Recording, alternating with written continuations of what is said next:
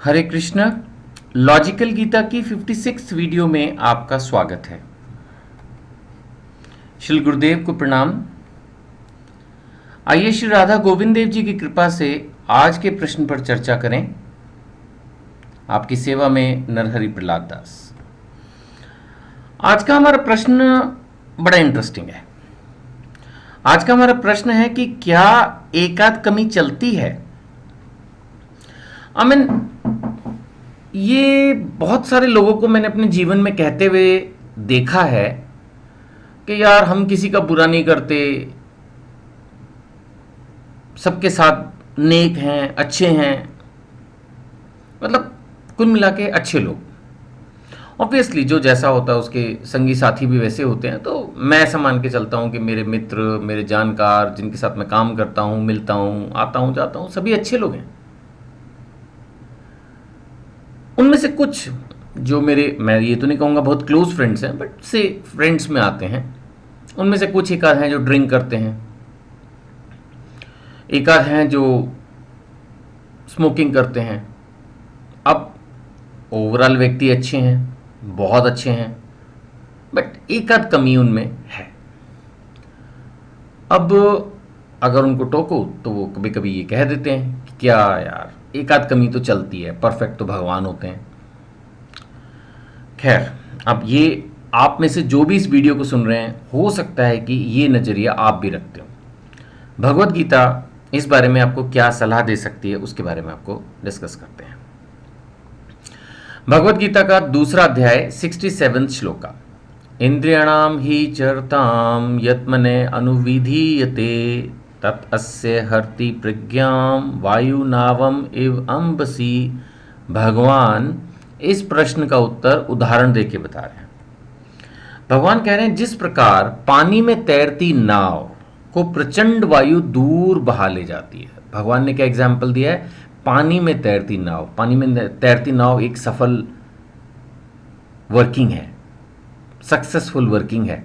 उस पर जो भी बैठ के जा रहा होता है वो एक तो अपने गंतव्य को पहुंच रहा होता है और चारों तरफ मनोरम दृश्य देख रहा होता है। तो एक बहुत अच्छी सी चीज होती है वो।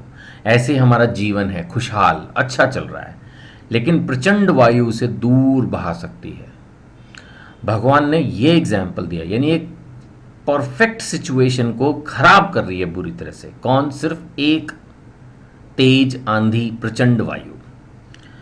भगवान कह रहे हैं उसी प्रकार विचरणशील इंद्रियों में से कोई एक जिस पर मन निरंतर लगा रहता है, यानी अगर कोई एक कमी है हमारी, जीभ का स्वाद कंट्रोल नहीं है, आंखों से कुछ उल्टा सीधा देखने की इच्छा रहती है, कानों से कुछ सुनने की इच्छा रहती है, और सबसे खतरनाक है टच, त्वचा। ये जो संबंध बनाने की इच्छाएं हैं, ये कोई भी इस तरह की एक कमी, किसी तरह की एक कमी, आप देखिए अपने जीवन में कितने महान महान लोग सिर्फ एक कमी की वजह से बर्बाद हो गए। कितने महान लोग इस एक कमी की वजह से पूरी दुनिया में बदनाम हुए, जबकि वो बहुत महान थे, बहुत पावरफुल थे।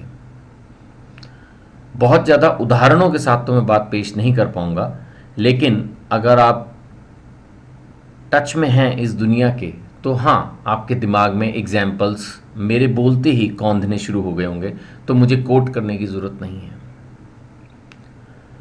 बट हमने दूसरों को नहीं देखना। मैं हमेशा जब भी गीता को पढ़ता हूँ, समझता हूँ, मैं कोशिश ये करता हूँ कि मैं ये देखूँ कि हर श्लोक में से मुझे क्या मिल रहा है। तो ऐसे ही मेरी रिक्वेस्ट है आप सबसे कि आप अगर इसको सुन रहे हैं तो आप ये देखिए कि इसमें आपको क्या मिल रहा है। क्या आप अपनी किसी कमी को ये सोचकर नज़रअंदाज तो नहीं कर रहे कि यार हम में एक आध कमी है, चलता है। देखिए, कमी, ये बात फैक्ट है कि सब में एक नहीं अनेक कमियां होती हैं, ये बात भी फैक्ट है। और जीवन इन कमियों के साथ ही जिया जाता है। अगर हम बहुत ज़्यादा परफेक्ट होने की कोशिश करेंगे तो शायद फ्रस्ट्रेट भी हो सकते हैं, because nobody is perfect except God. लेकिन अपनी उस कमी को अपनी खूबी समझना। जैसे कई लोग कहते हैं भाई हमें तो बहुत गुस्सा आता है, और वो बड़े गर्व के साथ इस बात को कहते हैं। सर, ये तो इतनी बड़ी कमी है आप में कि आपको गुस्सा आता है। ठीक है, गुस्सा आता है, अब वो आता है तो आता है, वो भी एक बात है। लेकिन उसको अपनी ये खूबी मानना या दूसरे को सिर्फ ये वॉर्न कर देना कि भाई मेरे को बहुत गुस्सा आता है, ये कोई तरीका नहीं है। कोशिश तो करें। अगर आप उस कमी को कमी ही नहीं मानेंगे, रादर अपनी क्वालिटी मानेंगे। या जो लोग ड्रिंक करते हैं वो कई बार मुझे कहते हैं भैया ठीक है, हम में बस यही एक कमी है, या सिगरेट पी रहे हैं बस हम में यही एक कमी है। ऐसे तो फिर जो दूसरे के साथ संबंध बना रहे हैं हो सकता है वैसे आदमी ठीक हो, वो बोलेगा बस मुझ में यही एक कमी है। या दूसरों को धोखा देते हैं, दूसरों के पैसे मारते हैं, वैसे अच्छे लोग हैं बस दूसरों का पैसा मारते हैं हम, बस यही एक कमी है। तो ये कोई जवाब नहीं है एक्चुअली।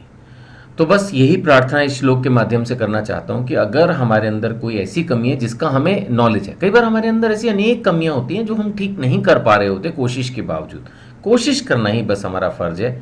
यही आज के श्लोक का सब्जेक्ट मैटर ऑफ डिस्कशन है कि किसी भी कमी को ठीक करने का प्रयास करें। अगर वो आपके खुद नॉलेज में आ जाए या कोई दूसरा आपको उसके बारे में बताए और आप सहमत हो कि हाँ ये मुझ में कमी है, तो बड़े गौरवान्वित होकर उसको एक्सेप्ट करने के बजाय उसको हम ठीक करने की कोशिश करें। हरे कृष्ण।